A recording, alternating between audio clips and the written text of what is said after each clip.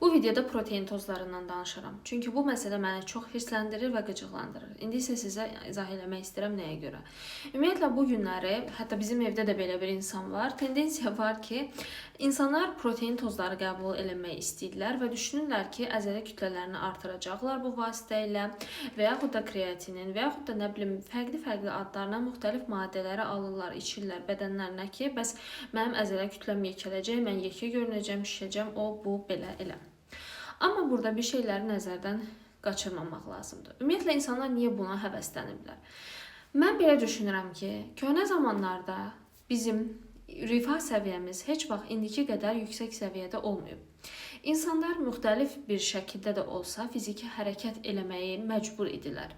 Amma indi hər şey texnikalaşır, sadələşir. Həyatımızda bir çox şey artıq bir səslə, bir hərəkətlə həyata keçirsə, bizim də təbii olaraq fiziki aktivliyimiz azalır.